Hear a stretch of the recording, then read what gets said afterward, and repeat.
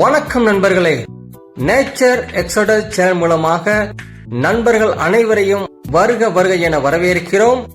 நாங்கள் ஏற்கனவே உங்களுக்கு மலேசியாவில் இருக்கக்கூடிய 5 விதமான இடங்களை உங்களுக்கு நாங்கள் கொடுத்திருக்கிறோம். அதுவும் உங்களுக்கு நல்ல ஒரு பிரயோஜனம் உள்ளதாக இருந்திருக்கும். இப்போதும் 6வது நிகழ்ச்சியாக இந்த பகுதிக்கு நாங்கள் வந்திருக்கிறோம். இந்த பகுதி பாத்தீங்கன்னா துகு நெகாரா என்று சொல்லக்கூடிய மலேசியாவின் தலைநகராகிய கோலாலம்பூரில் தான் இந்த இடம் இருக்குது நண்பர்களே.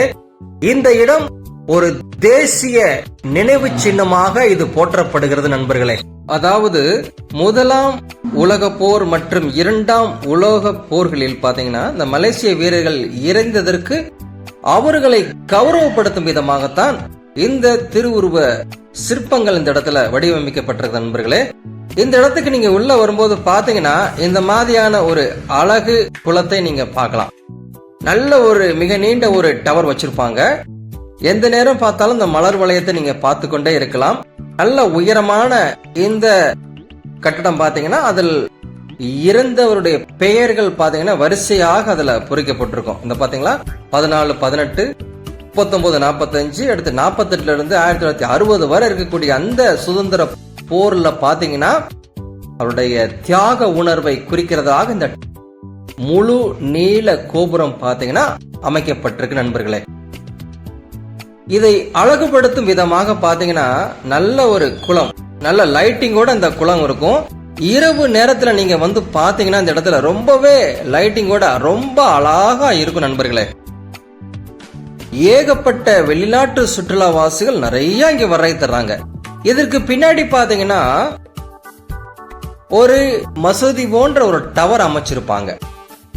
இதுக்குள்ள நீங்க போய் பார்க்கும் போதுதான் அந்த சிலைகளை நீங்க பார்க்க முடியும் நண்பர்களே. கிட்டத்தட்ட வாக்கபிள் டிஸ்டன்ஸ் தான். ரொம்பவே தூய்மையாக இந்த இடம், ஒரு குப்பைகள் கூட நீங்க பார்க்க முடியாது. அவ்வளவு அழகாக இந்த தேசிய சின்னங்களை அவர்கள் பாதுகாத்து வர்றாங்க. இங்கேயும் பாத்தீங்கன்னா ஒரு மிக நீண்ட ஒரு குளம் அமைக்கப்பட்டிருக்கும். இதன் நடுவுல தான் பாத்தீங்கன்னா அந்த சிலைகள் உங்களுக்கு அமைச்சு வச்சிருப்பாங்க. உலகிலே இது ஒரு முதன்மையாக செயல்படுகிற இந்த சிலைகள் பாத்தீங்கன்னா வெண்கலத்தால் செய்யப்பட்ட சிலைகள் தான் இந்த திருவுருவ சிலைகள் நண்பர்களே.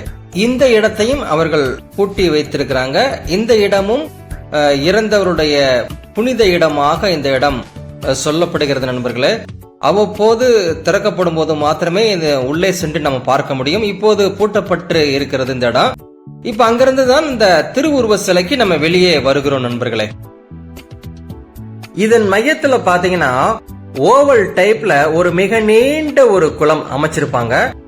அதன் நடுவுல ஒரு ஸ்டேஜ் மாதிரி போட்டு இந்த ஸ்டேஜ்ல தான் அந்த போர் வீரர்களுடைய சிலைகள் அமைக்கப்பட்டிருக்கு நண்பர்களே. இது பாத்தீங்கன்னா கல் சிற்பம் போலதான் உங்களுக்கு தோன்றும். ஆனால் முழுவதுமே பாத்தீங்கன்னா வெண்கலத்தால் செய்யப்பட்ட சிலைகள் தாங்க. பார்ப்பதற்கு ரொம்பவே வித்தியாசமா இருக்கும். கண்டே பிடிக்க முடியாது. நம்ம அருகிலே சென்று அதை தொட்டு பார்த்தால் மாத்திரமே அது வெண்கலம் போன்ற நமக்கு அது தென்படும் நண்பர்களே.